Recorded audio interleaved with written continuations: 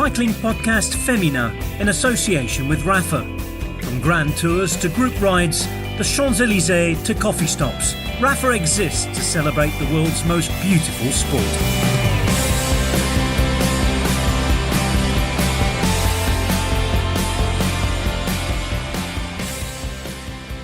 Well, welcome to the February episode of the Cycling Podcast Féminin. My name is Richard Moore. I'm with Orla Chennaoui. Hello.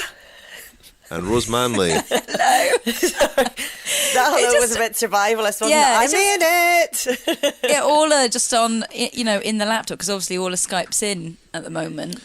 She can do all these funny faces and be off-putting. Yeah, I should explain. She doesn't have to deal with consequences. Rose and I are sitting together. Orla is in the Amsterdam studio, as she was last month. But, I mean, I assumed, Orla, in my naivety, that you would maybe take a month off the Cycling Podcast Féminin. You reacted with horror when I suggested that you might want to sit out. It wasn't so much horror, it was more just incredulity. Why would I? Just chilling, FOMO. Really. Pardon? I do have ridiculous FOMO. There's no way. I've just been sitting here catching up on cycling with a little one in my lap, so I figured I might as well talk about it. And also, I've got nobody to talk to at the minute. I'm on maternity leave. This is my chance to actually hear my own voice. This doesn't augur well. Yeah. This doesn't augur well for the news roundup. Yeah, that's true. Yeah, we should explain Orla's given birth since we last spoke. So Thank congratulations, you very Orla. much. First of all. Yeah, I'm in danger of getting quite emotional. Relieved. Yeah. Well, relieved to see that you've managed to pass your baby on to somebody else for the duration of the podcast. That's terrible. My mother and my father are here at the moment visiting, so they are currently nursing little baby Austin and my firstborn downstairs. So yeah, I ran like the wind. Wonderful. For a little bit of time to myself. Well, listen, we've got some interviews in this month's episode. We're going to hear from Lucinda Brand, silver medalist at the cyclo-cross World Championships recently. Talk a little bit about that in part one. Going to hear from Katie Archibald, who's looking ahead to the World Track Championships and some interesting news on her plans for 2019. And then in the final part, we're going to hear from the recently retired Dani Rowe, whose retirement took a lot of people by surprise. So we'll hear why she decided to call it a day at the peak of her career. So we'll hear from her in the final part. But Orla, do you have a news roundup for us? Have you been able to keep tabs on what's been going on? Oh, what do you think? Of course I do. Well, I know the answer to that. And it's not that long this time, actually. I've got a short attention span at the moment, so it's probably a good thing. I've got my slow hand clap emoji ready here. We've discovered that you're such a cheeky bugger. We've discovered that we can send emojis across Skype. Except I'm rather limited. I've only got slow hand clap, tears, raucous laughter and a heart. I think that's what we've got. We're just being a bit more creative with the uses of them, maybe. Oh, that's fine. Right. Anyway, yes, so on to the news roundup. So since last we spoke, we've had the Cadel Evans Great Ocean Road Race. Cuba's Arlena Sierra got a great start to her season after her 2 World Tour wins last year. She won at the Tour of Guangxi last year and a stage of the Tour of California. We've spoken a little bit about Arlena's before. A fascinating background. She grew up in a sort of a little hut by all accounts, sharing a bedroom with her grandparents and her siblings and whatnot. It's a fantastic story, her rise to the top.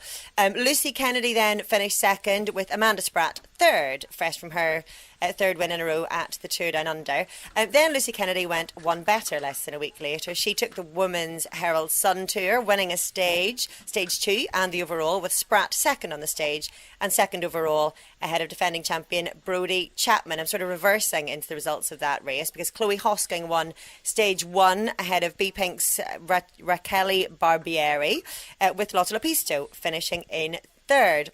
So a great summer then down under for Mitchelton Scott, as you would imagine. And then we had, you've covered this in the regular cycling podcast, an absolute stonker of a cyclo-cross World Championships. A brilliant race. Sani Kant showed very much that she can. Thank you very much. Winning her third world title in a row. I know, we've mentioned her name before and we've just never done that terrible pun and it felt quite remiss. But she's won her third world title in a row. Fantastic racing by her against a Dutch quartet. The quartet led by Lucinda Brand, who finished in second, a very tearful Brand. We'll chat about her in just a moment. Marianne Vos was going for her 8th world title on cyclo-cross, managed third. And it was 4th and 5th for the Dutch as well. Denise Betsema in 4th and the European champion Annemarie Vorst in 5th. And then the other little bit of news that caught our eyes was Christian Prudhomme, the director of the Tour de France, basically saying that there wasn't a cat's chance in hell of staging a women's Tour de France at the same time as the men's. So for all of our, maybe not our, but the general annual speculation as to whether we're going to get a women's Tour de France, he's put it to bed. There's no point in talking about it anymore. It will not happen while he is director. And that's that. There is your roundup. Told you it'd be snappy. A community around the world. Stories and films with the most compelling characters. The world's finest apparel. Explore the world of cycling with Rapha. Thank you very much to our headline sponsor, Rapha. Their support is much appreciated, of course. And Rapha have been teasing their new items for 2019. If you go to rapha.cc, you can see what's coming up from new shoes to a range in collaboration with Paul Smith. There are new women's bib shorts, the Souplesse race bibs. Fancy a pair of them, Rose? Yes, absolutely. I think has Hannah Barnes got a collection as well? She does, yeah. There was a Hannah Barnes collection launch. I think that might even be Hannah Barnes in the photograph there, modelling the shorts. This is great podcasting. So rapha.cc to have a look at what new items are available this year from Rapha, and there's some lovely stuff there. And it's, not just clothing, but bags and things like that as well. Have a look. Thank you very much to Rapha. We'll talk about the cyclo-cross in a moment, but Lucy Kennedy is doing well, and we had an interview with her, of course, didn't we, a couple of months ago? Yep, I did that in when I was out in Taiwan, so it was last October. So I'm really glad to see her doing well. And also, I know that me and Orla both had to pick our ones to watch for Casquette magazine, which is a women's cycling magazine, if anyone hasn't seen it. And we both had to pick, and my choice was Lucy Kennedy. So I already feel that my choice has been totally validated by her amazing success so far. Rose wasted no time jumping on that particular bandwagon. As soon as Lucy Kennedy had any kind of a result, then Rose is on Twitter. That's it! That's My true. work here is done for the year. She hadn't even won at that point. I think she was got a podium, and I was like, right, everyone, sending out, all the other people who chose, like Molly Weaver, Rebecca Charlton and Orla. I was just trying to, get a bit of competition in it. One up. Who did you pick, Orla? I went for Cecilie Tripp Ludwig, which isn't that an obscure No, it's not, choice, is it? Quite obvious, one might almost say. I just thought that she's one to watch to a different level for next year, that's all. And Anna explained it very eloquently in Casquette. You weren't asked, Richard, we don't care. That's, yeah. I Go think and read it, Richard. my ones to watch, I think, probably Anna van der Breggen and Annemiek van Vleuten, I think, would be my ones to watch. Anyway, and Lizzie Deignan, watch out for her. Anyway, what did we make of the Cyclo-cross World Championships? I'm not a big Cyclo-cross aficionado by any means, but I did watch the women's race, and it was really good. And I happened to start turning the telly on just as they were lining up, and the screen was filled with the very determined face of Marianne Vos, and I was just watching her. And cyclocross does traditionally happen in terrible weather. It was right on the sort of edge of the ocean in Denmark. It looked pretty wild, windy, cold, unpleasant, and Marianne Vos is there with her race face on. And you just think, everything, we've said it before, but everything she's done, nothing to prove. But I'm always impressed by just what a competitor she is, and she got a great start to the race, but it was such an open race. There were 6 or 7 or 8 riders who all looked to be in contention, and I think Sanne Cant was the one that didn't make any mistakes, or made the fewest mistakes, and Lucinda Brand was very unlucky. She had a collision with her father in the pits on the last lap trying to change her bike, and that really knocked the stuffing out of her. She lost a bit of time and the chance to win the race, but Very entertaining race. It was absolutely brilliant to watch, not least because it did come down to Sanne Cant and 4 Dutch riders. I mean, the odds of Cant topping the podium amidst all of that would imagine could be quite small, except that it is Sanne Cant, and she's just proven fantastic in the last couple of years. I heard you guys talking about this in the regular podcast as well, about Lucinda Brand, and I'm not entirely sure, and I've been reading sort of the Dutch media here, and I'm not entirely sure that one error at the end, which was a colossal error of Lucinda Brand and her father, her mechanic, taking her bike off her too quickly when she hadn't yet unclipped and she sort of fell over. But I'm not sure that entirely cost her the race.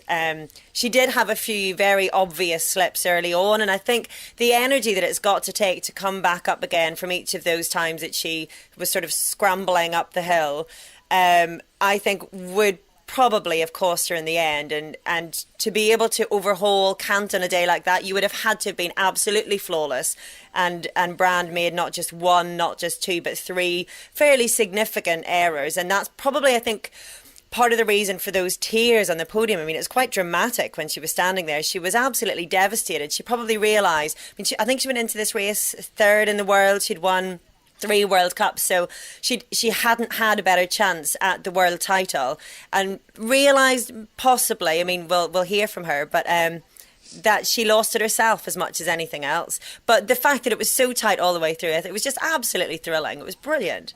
And I think that Brand also said that what you've got to do at the World Championships is just perform on that one day. And I think that someone like Sanne Cant has always proven that she can do that. I think she had a terrible cyclo-cross season by her standards, but she was made like an immaculate performance there. I mean, all of her bike changes were slick, and I think Lucinda Brand kept slipping on that same kind of off-camber section, and you know, Cant didn't make any slip-ups. She just played it was very tactically astute. I think all of the Dutch team seemed to take a bit of a spell at the front and tried to push the pace. But then when they did that, they kind of lost some of their own team members. So it kind of made you question about how much of it was working as a team, how much was it an individual effort. But I think Sanne Cant just played it really calmly, and she I think she attacked a bit earlier than she actually anticipated herself, and just managed to hold everyone off. And I think, like you said, Orla, I think Brand kind of she didn't seem to lose that much time with that when she fell in the pits, but I think it was probably that energy. She was yo-yoing the whole way through. I think Marianne Vos dropped back at one point, but only had to make one effort to get back on. And I think Brand was kind of yo-yoing so much that probably would have taken its toll in the end. I just wondered if her road strength might have told in the finish, which was, you know, the least technical part of the whole course, and that was where she was making up ground every lap. And so had she come into that finish with Cant, whether she would have, you know, been stronger there, and that would have been enough for her to win, because it was a yo-yoing performance. Worth mentioning Jolanda Neff as well, the Swiss mountain bike world champion from a couple of years ago, who's signed for Trek Segafredo this year, and I think will ride quite a lot on the road this year.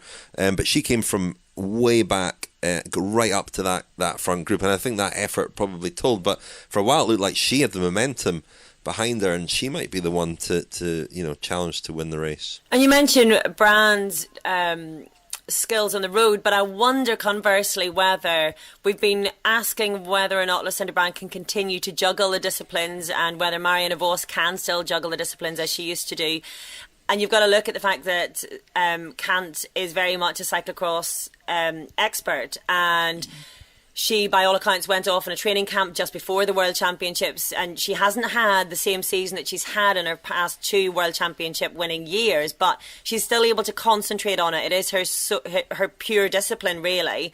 And the fact that she's won it the last 3 years in a row maybe would suggest that juggling the two isn't quite as doable when it comes to the World Championship level, possibly at the World Cups, but maybe the World Championship is a step beyond. Well, Lucinda Brand took herself off on holiday after the World Championships to try and get over the disappointment that she felt, but I caught up with her following her holiday, and here's what she had to say. Well, Lucinda, I don't know whether I should be saying congratulations or commiserations. How do you reflect now on the World Championship and your silver medal? Oh, you can congrats me. That's fine. looking back, and I also watched the race, I mean, it wasn't my best race in different ways, and that's why I think I a little bit more happy with my medal at the moment than I was right after the race. But of course, still, you always aim for more, and I learned at least a lot for the next time. I mean, everybody focuses on the incident where you came off, having collided with your father. Are you able to look at the whole race and identify, other places in the race where you maybe lost out on the win? Yes, exactly. So it was definitely not the only thing. I mean, okay, for a lot of people and maybe for myself also, especially straight after the race, it's a big point that you think, oh, that was really the moment where I totally lost it. But I think when I look back myself, it actually started already straight away from the moment we turned into the field. And when I look back, I think I was too much laying back at that moment, and it was good to have a little bit overview from the back, but I could easily have moved up a few places more, which would have made it much easier for myself. And I think that's already something I lost it a little bit. It was typically, of course, it's how farther you're back, how more energy you spend. So, I think it was not the biggest mistake. It's were all a lot of small things together, and then it just turns out it's not your day. How's your father? Because he must have been upset as well, and especially with all the attention that came after the incident. Have you kind of tried to reassure him as well? Yeah. I spoke already a lot with him, and I also told him,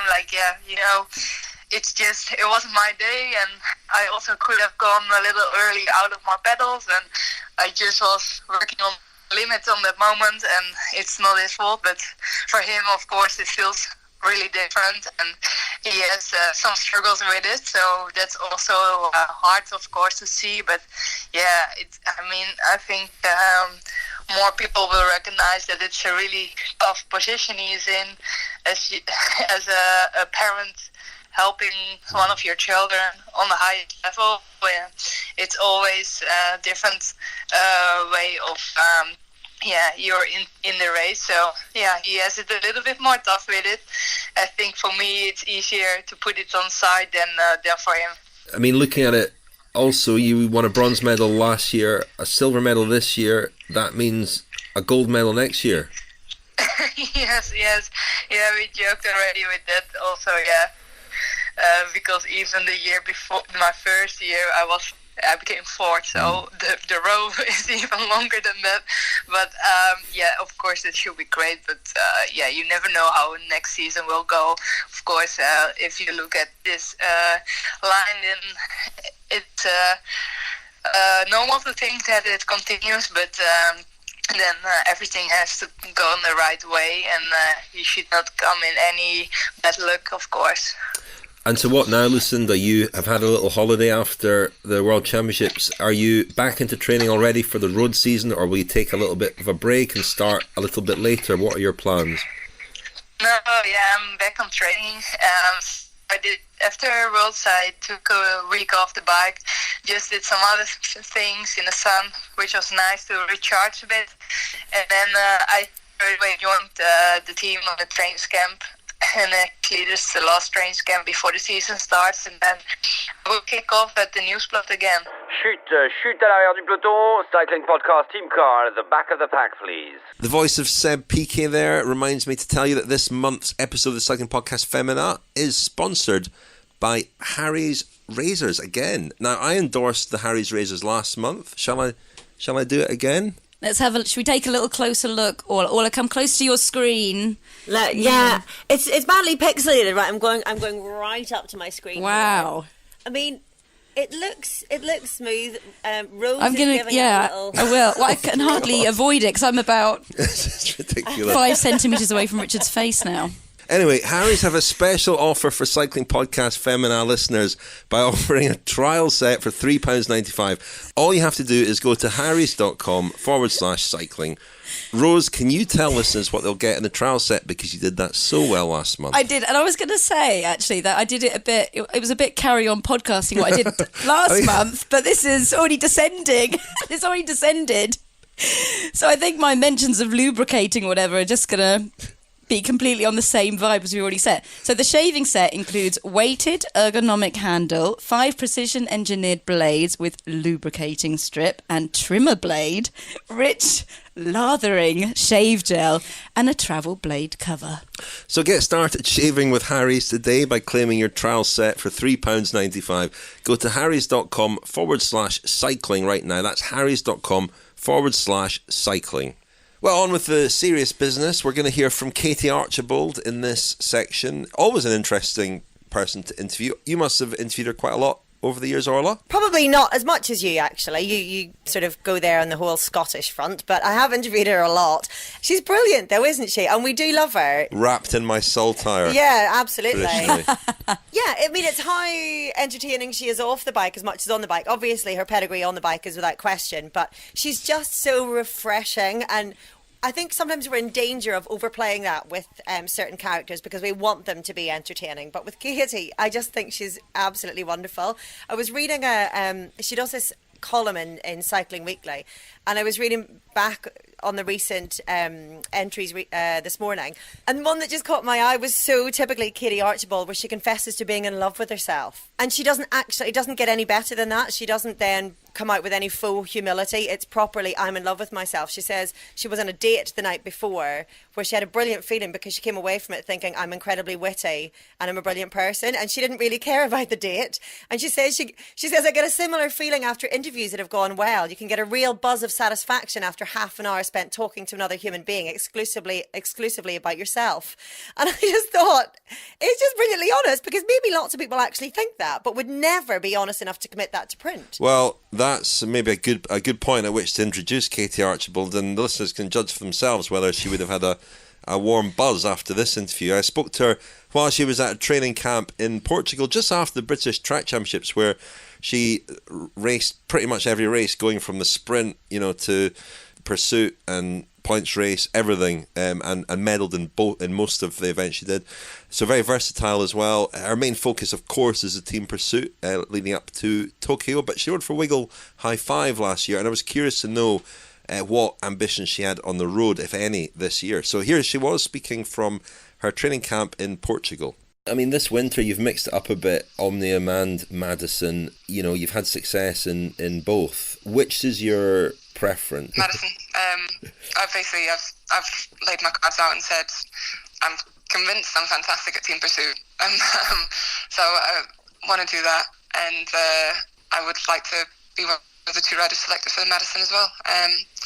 It seems really natural in the lead up to Rio that people ask, do you want to do the Omnium at Rio? And I'd say, well, yeah, of course, but that's not how life is. And so I kind of always assumed that as my career would go on, people would ask you, do you want to do X, Y, and Z? And you say yes to all of it, because it's kind of like someone says, do you want to be a millionaire? Well, yeah, I'm probably not going to go out and buy stocks and shares every day of the week with that as my sole ambition, but it would be nice. I guess I'm not rolling over and saying the Omnium's gone, but if there's any way that I can get more experience, more focus, and just more of a chance to make it in the Madison by stepping away and surrendering that Omnium ambition, then I'm very willing to do that. I mean, the Madison's your first love, isn't it? Do you consider it a better chance for you to win another gold medal than the Omnium? Technically, yes, I suppose, but mainly because I see that, this is the kind of thing that you think in your head, I don't know if you say it out loud.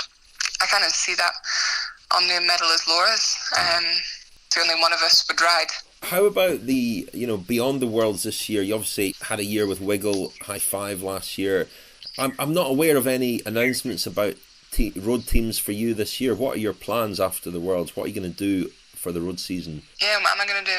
I want to do some time trials. So all I really need is a nice time trial bike, and I'm in conversations for I guess exactly what kit I'll be in. Like, I rode Nationals as a BC unattached member, but really there's no obligation. So I did have a good time with Wiggle High Five. They were a high-functioning professional team, Women's World Tour, and there was a big contractual demand that goes along with that. But yeah, I didn't want the burden, I suppose. Like, it was a totally justified burden. It wasn't like it was unexpected stress with Wiggle High Five. It was just demands of such a big contract. So I kind of stepped away this year. Yeah, a team with a focus on road racing and on Women's World Tour events. And I guess you've had a couple of years with teams that have been focused on the road, I suppose. And did you look at, perhaps other opportunities, or was it something you're happy to kind of step away from for this year anyway? Well, do you know, when I was driving with WNT, it was actually a huge excitement for more and more and more. So that was a step onto a UCI team, step onto some World Tour races in a small team where I was given a lot of opportunities to be race leader. And I thought, well, if I can stay here and I can maybe be race leader again, but I don't actually know what I'm doing. And who am I going to learn from if I'm the one calling the shots? It's just not going to work. So I thought I'll go with a bigger team. I'll get myself a domestique role, and just a series of unfortunate events. Some of it poor planning, some of it injury, meant that I didn't have the year of young Padawan that I'd planned. And so that, I don't know, I'm on a bit of a downer about the road at the moment. I'm not sure I always dreamed that one day I'd focus everything on it and try and make it as a road pro, and I'm not quite as captured by that dream anymore. Conveniently got another one for the track. So, well, I guess it's difficult as well, because with the Olympic cycle being the way it is, it comes around again quickly, doesn't it? And so now, you're looking at the last year before Tokyo, and I guess you don't want to really compromise your focus on the track with the Olympics kind of close now. No. Well, especially with Madison being a new event and just race experience being so important. Like, I'll be putting a lot this summer into track racing. So, it's not something that's been stressing me out, trying to find a road team to sign with. I've kind of left it to be. I had a few options that just kept falling through, in a way where I guess it's because I was saying to people, I'm really not that stressed, so like there's no deadline on getting back to me on X, Y, Z. And so I've just let things go on. And now I'm realising, no, I should get a jersey put on. So, yeah, I'll hopefully have some kit by the first race I do. But like I say, I think it's just going to be time trials, maybe the odd UK domestic race. So, I mean, could you ride the women's tour for a Great Britain team or something like that? Would there be those sorts of opportunities? I guess I've had that ambition, and there's the Tour of Scotland this year. So yeah, there's the odd thing to kind of investigate. But like I say, I'm quite happy knocking my pan in on the track. Yeah, so we'll see. With regards to the British team and the track, do you feel like quite a settled squad? There's been one or two changes since the last Olympics, but Laura's back. She's a mum now. Is she any different? Has that changed her at all? And does it feel kind of like the same squad? It doesn't feel like the same squad.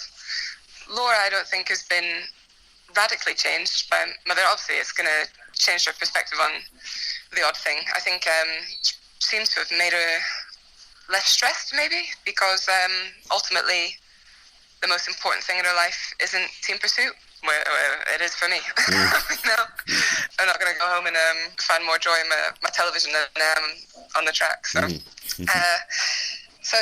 be honest, I'm kind of paraphrasing just things that I've heard her say in interviews rather than genuine opinion that I've picked up from time spent with her. You wouldn't it's the same Laura at training, but our wider squad. So we're a team of 8 at the moment. We were 9 until recently, so Manon Lloyd just left the programme. There'll be, I think, somebody will be leaving the squad after Worlds, and it will just continue to kind of become a smaller operation the closer we get to Tokyo. So this time, last Olympic cycle, we were 5. That's basic maths. I'll show you that the strength and depth has improved. I guess with that, we can capitalise on more of an improvement, faster times, and hopefully more golds. So that was Katie Archibald speaking from Portugal. She was as fascinating as ever, and I was personally interested to hear about her plans after the Track World Championships, when she's not going to, it seems, ride for a road team at all. She has the last couple of years, rode WNT a couple of years ago, and rode pretty well at the Women's Tour. Looked like she, with a bit more experience, frankly, she could be winning some big races. But, you think about her maybe as a Kirsten Wild type rider. She's got a good finish, and she's got that same track pedigree. But it seems like she's stepping back a little bit from the road this year. Time trials will be her main focus, and she's not going to ride, and she hasn't even tried to get a ride, it seems, with one of the big road teams. But I think it's something that you touch upon in the interview, Richard, about that the Olympics seems to come around so quickly. I mean, I can't believe personally that it's going to be next year. Like, next year is going to be the run-up to the Olympic. Right now it's going to be the run-up to the Olympics. So I think it's difficult for the track riders really to give loads of time to becoming road race. And I think we'll talk about it a little bit later on as well when we've got not to give a spoiler, but when we're talking to Dani Rowe as well about the fact that I think moving from track to road is a massive process, and it takes years and years and years to get the experience and the tactical awareness to be able to do it. And so I think that it's difficult if you know that you've got a good chance of getting medals at the Olympics to really devote yourself fully to doing any time on the road. And I think as well, when we see riders managing that crossover, we assume that it's in some way easy and that the skills are cross-transferable when they're clearly not. I mean, to go back to what we mentioned in part one about Lucinda Brand and Marianne Vos crossing over disciplines, it's not that easy. And you are up against riders who dedicate their entire careers to that one discipline. So to be able to straddle two or three is incredibly hard. And you say that Katie hasn't been actively looking for a ride on a road team, but it would also suggest that no one's come knocking with an offer either. I presume if they had done, that would have changed her mind somewhat, but if they haven't, then I guess if her heart's not in that and it is the build up to Olympic year, then she might as well concentrate fully on the track and devote her efforts to that. And this time, of course, as she said, she's got 2 shots at a gold medal, most likely Madison and Team Pursuit. And she and Eleanor Barker have been pretty formidable in the Madison. But, you know, it's an interesting one because they obviously all get on pretty well. They're quite a close team, Laura Kenny there as well. And there is, I guess, competition for places in the Omnium and then the Madison. And how they manage that is quite interesting because I don't know if, you know, Katie secretly hankers to ride the Omnium as well, but accepts that it's kind of Laura Kenny's event, and she's got a pretty solid claim to that place in the team for Tokyo. But I know she's a big fan of the Madison, so she will be looking forward to that. It's just such a lottery, the Madison. I think the Team Pursuit is more, I say, nailed on. There's quite a lot of competition in Team Pursuit now as well, but it's a more controllable event, and the Madison, lots can happen.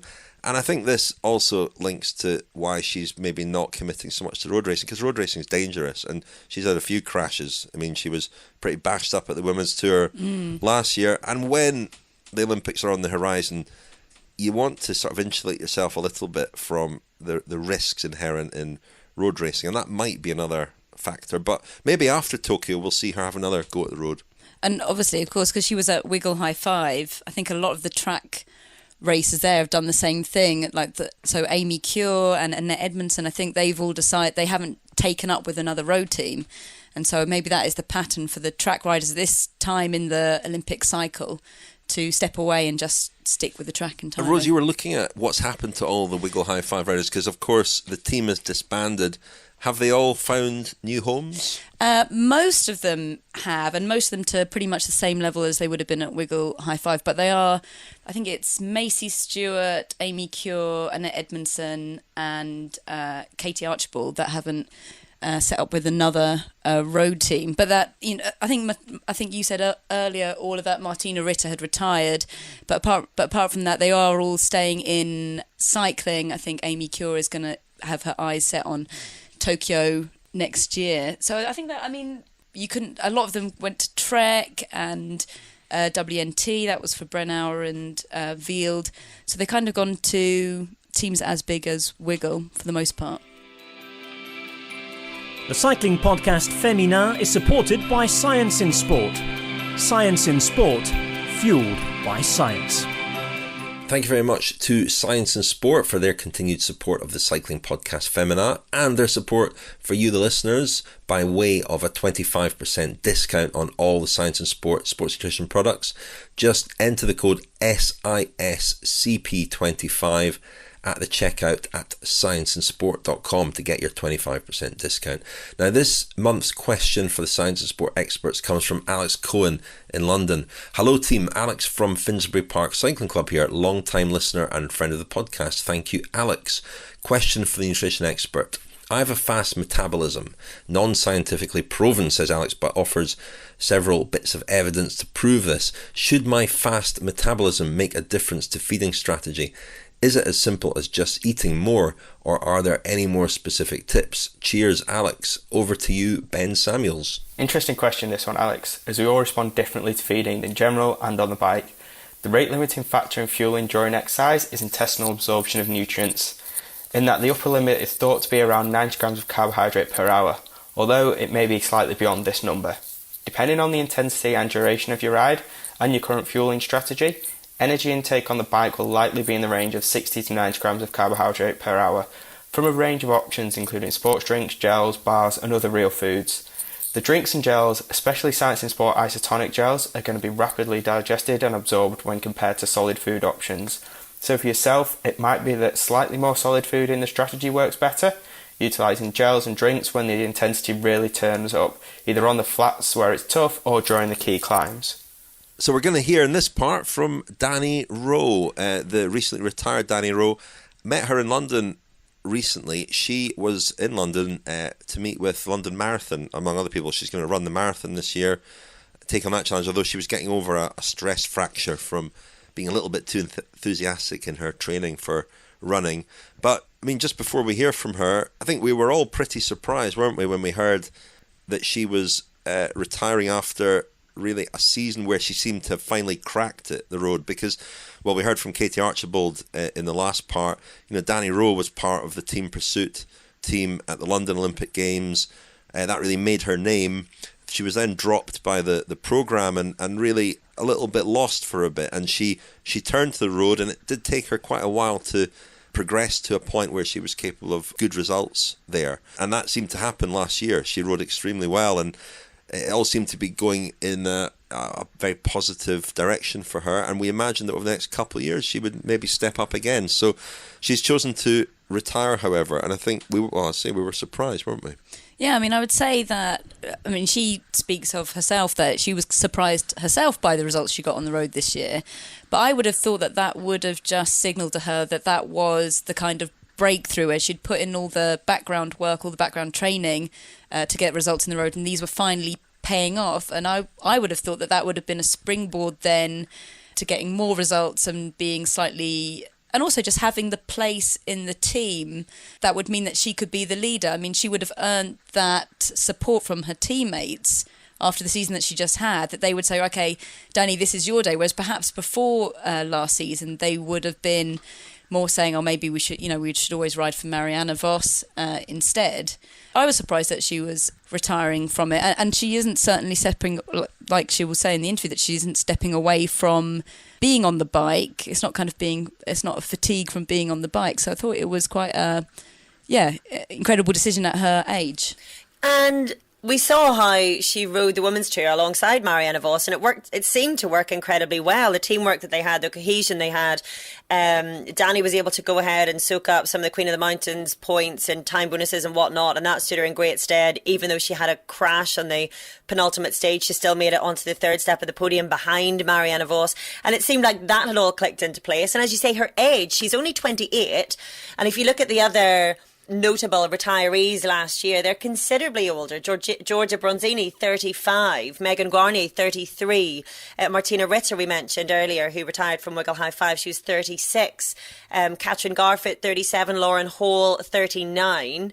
And I was looking through as well the ages of the podiums in the Women's World Tour last year, just to see where the riders tend to be peaking in the female side of things. And she's bang in there. You know, you're looking at 27, 28 and up until sort of 32, 33. I mean, Van Vleuten is obviously the outlier. She's 36. But everyone else, you would place Dani Rowe very much as being on the cusp of continuing to win for the next couple of years. So For a number of reasons, I think we were all quite surprised. And I find her answers and her reason why, Richard, in her chat with you, really interesting.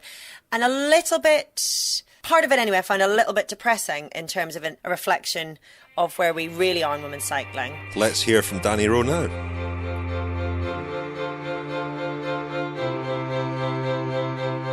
Favourite race?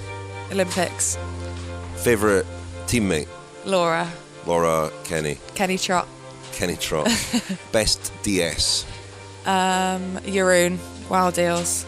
Best domestique? Rihanna Marcus. Worst race? Drenthe. Favourite memory? Not apart from the Olympics, favourite memory?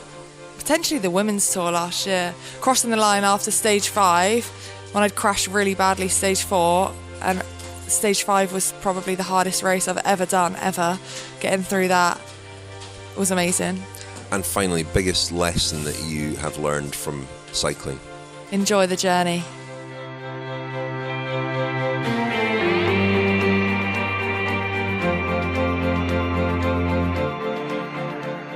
Well, Dani, I mean, here you are in London, retired. Does that sound funny? Yeah, really funny. I think retired, it's maybe the wrong word. Retired from professional cycling, but definitely not retired from work. We didn't get paid enough. What did you, I mean, can you describe the process that led to you deciding to stop? Because it took a lot of people by surprise. Yeah, it was a really long and hard decision actually, but definitely the right one. I think the Commonwealth Games was a big factor for me. That was the last major medal that I hadn't won. And I actually kind of thought before the Commonwealth Games, if I medal, I might just stop then and call it a day and, really go out on a high. But I was really, really enjoying the process. I had a new coach and I was just loving the day-to-day job, I guess, of being a professional athlete. So I thought, right, I'm going to carry on and see the season out. And yeah, I ended up having the best season that I'd had on the road. And then came to the end of the season, after the World Championships actually, and sat down and just thought about why I would keep on riding. And there was two major reasons. Obviously, one, it is a job and it's an income. And two was to keep achieving. And I personally couldn't go on and just kind of do it for the money. It's too hard. I sacrifice everything for cycling. It's a 24-hour-a-day job. And then in terms of achieving more, I kind of weighed up what would make me happy. Because I think ultimately that was the most important thing for me, for my family, for Matt, my husband. And I thought anything that I could realistically achieve in the next year, or I guess 2 years up to the next games, which would ultimately be for sure my last race, that wouldn't be the case. I think the unexpected success that I had this year on the road made me so happy that, whether I would win the women's tour next year or win a world tour race, which would, I guess, be quite a realistic target, wouldn't actually make me any happier than what this year's unexpected success did. And then weighing all that up, knowing what it takes to be on that start line in top form, I wasn't willing to kind of put myself through that again, and put Matt through that again, and my family through that again, because we have to live such a selfish lifestyle. And I really did put everything into it. I left no stone unturned. I couldn't do it. I was always thinking about what I ate, what I was doing, whether I was on my feet too much, what time I was going to bed. The day-to-day training didn't faze me at all. I could push myself to the limit, make myself sick on the bike, go into the red. I love doing that, and I still will do that. But it was everything else that made me really want to start riding. What was it that clicked for you last year? You had a few years at Wiggle, you moved on from there, which I think was a surprise as well, because you'd been a sort of a figurehead in that team, really, I suppose. Then you had 1 year at Silence, and then you seemed to find a new lease of life with Marianne Vos last year. Was there any one thing, or was just lots of things clicked? Yeah, I think it was a mixture of things. I was getting really amazing support from Welsh Cycling in the lead up to the Commonwealth Games, so I had a lot more support from strength and conditioning coaches, for example. I had a new coach, Dr. Len Parker Simpson, who's actually used to work for British Cycling, and he played a massive role in my kind of I guess, improvements on the road. And then the team were amazing. I just clicked in the team straight away. Marianne Vos was such an incredible person on and off the bike, such a role model, and it was amazing to learn from her. And the support staff were great, and the girls were great, and everyone just... It was the first time that I felt everyone really committed to a role. I think it's definitely improved in women's cycling, and I get why it happened, but people could be quite selfish in women's cycling because everyone needs those UCI points to get a contract. But in this team, it wasn't about that at all. It was just about, really racing to whatever the DS told you to do. Everyone would commit 100%. And I think that's why I ended up doing well. And that team has obviously become CCC for this year, and they look to have stepped up, made some good signings. When you heard about those plans, was there any part of you that had second thoughts? Yeah, actually, I had a conversation with Matt, and I said, "Oh, look, it looks so cool. All the real step up, the collaboration with CCC and the men's team." But then at the same time, it was kind of like, this is what you're seeing on social media, and go back to basics, and that is that day to day, you're still going to have to put yourself through it, whether you're in a cool new jersey and you've got, potentially more support, and the sport is stepping up. At the same time, you're still going to be training day in, day out. And then again, like I said, mentally for me, it just takes over my mind, and I was ready for the next chapter. And you mentioned last night when we were talking that, your career, you've had success, but you've also had setbacks and disappointments and being dropped by British Cycling, crash. You seem to have been on a real journey on the road to get to the point you were at last year, where you were, one of the best riders in the world and competing really well in the best races. How satisfying was that to feel that you'd conquered? Because I guess going onto the road was what you did after the track, and it seemed to be a real kind of project. How satisfying was it to feel last year that you'd kind of mastered it? Yeah, massively, and that was again part of the reason. I think that happiness that I got on the road last year, that I kind of had, I guess defeated odds along the way, and that I could then go out on my terms on a high. Because like you said, I've been through a massive journey in my cycling career. From being told I wasn't good enough on numerous occasions. I started off on the Olympic Development Programme sprint squad. I got chucked off that, and then I went onto the endurance squad and was rubbish, having only sprinted for a year, got kicked off that. And then I applied for the academy 2 years running and was told both years that I wasn't good enough. And it was only down to the support of my parents, who said, as long as you want to keep going. And I always wanted to become world and Olympic champion. That was always my dream, I guess, as a young girl. I've always loved sport.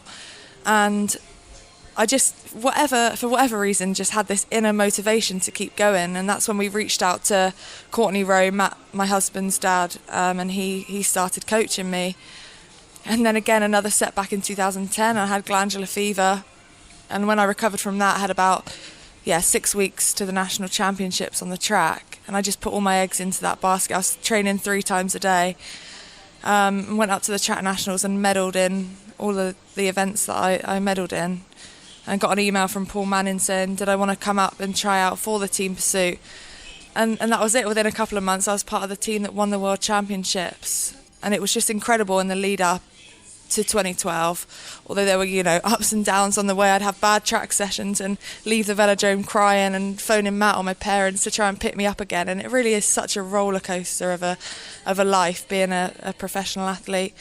And then more setbacks again on the road with the crash and trying to become a road rider, which is a challenge in itself. I think track and road, it could be 2 different sports. They're totally different. So last year, it was just amazing. I was the happiest I've ever been on and off the bike. Obviously, it helps when you're successful, because generally, if I'm going well on the bike, I'm happy in my everyday life, and then vice versa, with Matt, kind of happy head, fast legs, kind of what they say, and I believe that. Whenever I was in a good mental place, I'd be going well on my bike, and thankfully that was pretty much the whole of last year. You say that there was some inner drive. What? How do you explain that? What do you put that down to? What was the thing that stopped you from giving up and keeping on going? A lot of people ask me that, and I think it's such a hard question. I remember, for example, when I used to swim before I used to ride, My parents said we'll always support you through your swimming, and I had to get up at 5 o'clock in the morning before school for the sessions. They said we'll happily take you to swimming, but you've got to wake us up. And I thought that was amazing because it was always me that wanted to do it. I was never dragged or pushed or forced into anything, and it always came from my want to do sport. And I think that was almost like the start and the foundations of becoming an athlete, I guess. And then I don't know, I think it was this dream that I'd watched the Olympics and had so much awe for professional sports people that I just didn't want to give up. And I guess I just had this part of me that thought, you know, you can do it. I had a lot of belief from, you know, again, outside of British cycling, that saw my potential, I guess, that said, you know, you can do this. You know, you've got a strong mindset, you've got a strong kind of work ethic, and just keep going. And I'm so glad that I listened to those people and kept going. And when you look back now, what stands out? Is it the Olympic gold medal? Does that stand out as a highlight for you? Yeah, but also other kind of smaller races, really insignificant races to the general public. So I guess the Tour of the Reservoir, which is a race I won, the first race that I rode after my crash in 2014. To me, that was huge, and it gave me so much confidence then because I was really scared when I got back on the bike. So that was a big one for me. But yeah, obviously the Olympic Games and my first World Championships in Apeldoorn was just incredible. You know, I can't even describe the happiness and how I felt at the Worlds and obviously at the Olympics. And I felt happy for not just myself, but for everyone, you know, from Matt, who had to put up with me throughout the whole process. And I was a nightmare to live with. You know, you almost did get brainwashed into this bubble of a life, and you never wanted to walk anywhere. And my parents, who would get a phone call from me after a track session that I'd been dropped in, where I thought, oh, this is it, I'm not going to get selected. So, you know, they had to pick me up every single time. So it was amazing to just share that, you know, success with them as well. And they were lucky enough to be there at the games. And it's a moment I'll never forget. After that, I mean, you know, if you could have, you know, imagine yourself back then on the podium in London, and there was all, you know, sorts of things, celebrations and stuff going on. It was a pretty magical time, wasn't it, in London? Back then, how did you see your career going from there? You know, did you have thoughts about what you wanted to do? Did you want to try the road, or did you think you were going to stick to the track? What was the plan? I was quite open, to be honest. All I knew is that I wanted to keep riding. You know, I was only 21 at the Games, and I was really motivated by seeing improvements in training. I was quite a numbers-driven person, so I like to see, you know, power PBs and things like that. But I'd always really enjoyed the road. I'd raced a lot before I started track riding. I was on Nicole Cook's team, Vision 1 in 2009, and I really, enjoyed that and thought that potentially I could be okay at it. So it was never not an option to try the road, but I did envisage myself staying on the track for longer than I ended up doing. But I think things happen for a reason, and it's all panned out, perfectly in my eyes through the ups and the downs, and I just feel privileged really that I've been able to go out, like I said before, on my own terms, in a really good mental place with the sport. I don't look at a bike and think I never want to see a bike again. I look at it and I love it, and I'm still riding my bike. I'll still carry on riding my bike. I want to try and get more people on bikes, girls especially, and it's really, really growing. Obviously run a coaching company, Rowan King, alongside Matt and Luke and his dad, and I think it's amazing to be able to still love it. I haven't been told that I'm not good enough. I haven't had an injury that's forced me out of the sport. And I just think, well, you know, how amazing is that? What a privileged position that I'm in. And I think that's why so far I haven't struggled with it at all. How hard was it just going back to, you know, the London Olympics made you a kind of a star and famous, and there were lots of doors that opened as a result of winning a gold medal in London. How hard was it then to sort of almost go back to the beginning and you know, go to the road and not have the same success, certainly immediately, you know, and really commit yourself to doing the hard yards to, you know, almost start at the beginning again? I always just worked so hard, and I think it didn't really change just because of kind of doors opening for me. Obviously, that was incredible that we got the opportunity to almost be treated like stars for a few weeks or a month, but we were kind of straight back into normality. I had a World Cup in Glasgow in October, I think it was, after the games, and we were straight back into kind of the normal everyday training life. So I never really thought of it as, you know, going back to basics. What I did do is miss the success. I definitely got to a point before last year where I thought, why am I doing this? Why am I putting myself through this every day and I'm not getting any return for it whatsoever? And I did struggle. I struggled mentally. But at the same time, I still loved it. I loved putting myself through that pain. I think because I was seeing improvements all the time in my physical performance, I think a lot of it for me was down to learning how to ride on the road. So talking to teammates and things, I think I had the physiology and the power to be able to be competitive, and I think that's what kept me going, just to keep going, because, you know, things will come together. You'll learn how to race, and then hopefully you'll get that success. And I think that's what then clicked last year. But for a few years it was hard because I was watching the girls on the track and I was thinking, oh, I just wish, not that I was there, but I just would feel that sense of, you know, achievement and success that I put myself through this for. But then at the same time, you know, I've always been taught that there's people that are training just as hard as you, and they'd love to be in the position that you're in. And that always made me think, oh yeah, I'm lucky. I'm at the top of my sport still. I'm still competing in the best races in the world, and there's other girls that are training just as hard as I am, and they're not where I am either. So that helped me then, I guess, get perspective on it. I was watching, you know, Laura and Joanna and the girls on the track, and it's just because I'd been there, you know. But then that gave me perspective that, yeah, well, there's other people working as hard as you, and they're not as where you are. So I guess women's cycling's been on a journey as well, almost, you know, from 2013 with Wiggle, and then, you know, other teams sort of springing up. Have you been aware of the progress that's been made? What's your kind of assessment of the health of women's racing at the moment? Yeah, massively. And I think I've probably been in it in terms of the growth for the best years, because I started, like I said, I was racing in 2006-07, really early days, and then I rode for Nicole's team in 2009, guested for Great Britain on the road in Tour of Flanders 2009 2008, and it's come such a long way in 10 years, and I just think we can't forget that. It's still got a long way to go, but at the same time I think we've still got to be positive about, you know, how much it has grown. You know, I've seen that firsthand. I've been in the races for the last 10 years, obviously on the track not so much, but we still did race. And yeah, it's just incredible, especially the level of the women's racing. It's just gone from strength to strength. And obviously that comes down to, you know, more sponsorship and more girls being able to ride their bikes full time. I think that's the biggest change. When I started racing, I don't think many of the female peloton were riding full time.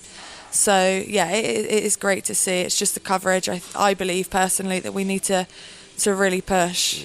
But yeah, it's great. It'll be nice to kind of be on the other side this year. I'm hoping to be able to commentate and be at some of the races. So that was Dani Rowe. Interesting to hear her. I mean, on the one hand, she is sort of privileged and lucky and unusual in being able to stop at a time of her choosing on her own terms and when she feels she's at the top. And for all that we, from the outside, look at her results and her performances last year and think, oh, she's made it, she's found the magic formula, we don't know how hard that has been, that journey has been, and how much that daily commitment takes out of her. And that's something that is clearly a huge factor. The lifestyle required to be maintained is difficult, takes a toll, and perhaps she felt that she just couldn't go on doing that.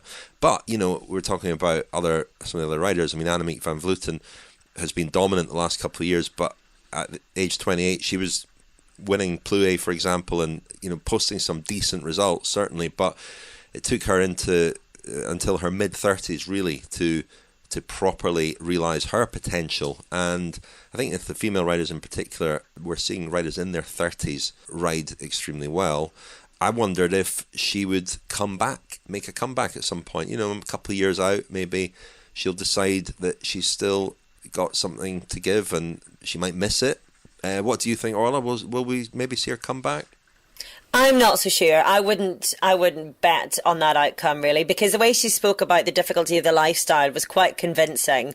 And she said herself when CCC was announced that she thought actually that could be pretty cool, but she made that distinction between how it looks from the outside, so for example on social media, and how it actually is on the inside. And none of us have any idea what it's like on the inside. We've no idea physically, mentally, emotionally what it takes to get to the level that she got to, and that seems to have been the deciding factor. And when I said that there was a little bit depressing in what she said, I don't want to overplay that, but she did say that if it was just for the money, then it wasn't worth it. That none of that was worth it just for the money, that it was for the thrill of winning, it was for pushing herself, which is a wonderful human endeavour, but ultimately we all have to earn a living, and it wasn't then worth her putting herself through that. So I think we're often in danger and guilty of looking from the outside and thinking that it's rosy or it's easier than it is, or they're living the dream to more of an extent than they actually are, and it's bloody difficult. And I think she just thought, well, actually I've achieved enough. What else do I need to prove? Which is a wonderful,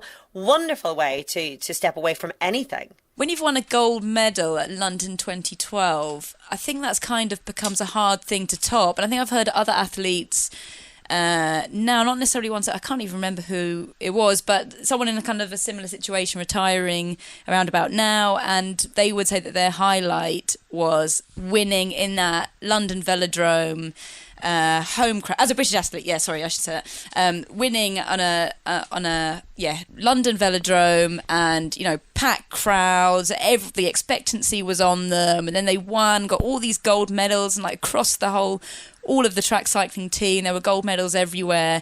And I think that would be a hard thing to beat, especially in the women's peloton, where the Olympics has a higher ranking than for male cyclists, I say. That's a really good point, actually, and we forget the level of euphoria and the high that would have induced. I mean, you look at when they won the team pursuit, for example, in 2012, you had Paul McCartney was in the Velodrome. I think Stella McCartney was there as well. I mean, it was something so incredibly special that maybe you spend the rest of your career trying to chase that. I mean, that was what we called Super Saturday in the media.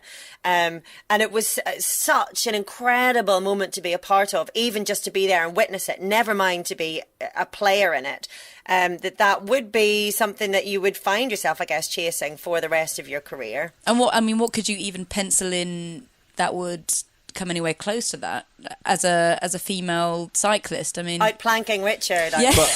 But then that's what I certainly have admired about what Dani Rowe has done post London, when she did have the disappointment of being dropped by the British track programme and reinventing herself as a road rider. And that was a process that involved struggling and suffering, and not, it certainly didn't come easy to her. She had to work really, really hard at it. And not taken to Rio as part of the road team as well. Yeah, absolutely. And quite a contrast from the glamour of that occasion in particular to some of the road races, let's face it, on the calendar, which are anything but glamorous. But she endured all that and finally felt, I think last year, and I asked her, favourite memories from her career. And obviously London is one, but she mentioned other far lower key highlights, such as the women's tour last year, where she had a bad crash with a day to go, didn't she? And then it was touch and go whether she could carry on, and she did, and finished on the podium. I think performances like that and suffering like that and the result at the end of it gives her probably as much satisfaction as that team pursuit ride in London. But yeah, I do wonder whether in a couple of years she might come back. She was off actually to visit her old teammate Emma Johansson in Sweden, who's become a mother quite recently, hasn't she? So she was off to visit her, and I think she's certainly enjoying for the moment the freedom that you have having stepped off the treadmill. But for a lot of them, and especially if they're young enough to do it, a lot of them after a while do yearn to get back into it. Or maybe she'll do triathlon. She said she was going to run and swim. Mm-hmm. Maybe, and there's, And And it's great that she's got those physical challenges as well for her retirement year. I think that's incredibly important mentally and emotionally as much as anything else. I think she seems to be tackling it the right way, if there is such a way. I hadn't realised that her father was a Winter Olympian biathlete, which is interesting. Anyway, she went skiing recently, I think, for the first time. Right, Orla, yeah. So maybe we'll see her in the Winter Olympics. Should we wrap things up next month? I'm sure. Oh, do we have to? Yeah, we do. I have to go back to baby feed. Well, next month I think we'll have some kind of race action, won't we? And I don't know, maybe you'll be out and about doing some interviews over there in Holland, Orla, in the next month. Why not? Yeah. Why not? And are you going to any races, Rose, in the next month? Put you on the spot a bit. I know. I'm just trying to tick through. Not any women's race. I think Strada Bianca might be my next. Strada Bianca. So maybe we'll have something from there. Yep, that'll be for next month. I am coming out to Holland though. I'm going to see Orla in Amsterdam next week. So that is very nice. Very nice. Yeah. We're going to live it up in Amsterdam. Yeah. Another Me, escape Rose, from the baby. 4-week-old. Oh no, with the baby this time. I don't think I've got anybody to leave him with. That makes me sound incredibly unfeeling. I should say I'm madly in love with my little man. Just to clarify. Just before people were picking up the receiver to social services. Just put that phone down. She is looking after the baby. Well, have a nice rendezvous in Amsterdam next week, and as I say, we'll try. We'll bring some race action to next month's podcast, which will be out sometime near the start of March, I believe. So that's all for now. Thank you very much, Orla. Thank you very much, both. It's been a joy. Thank you, Rose. Thank you.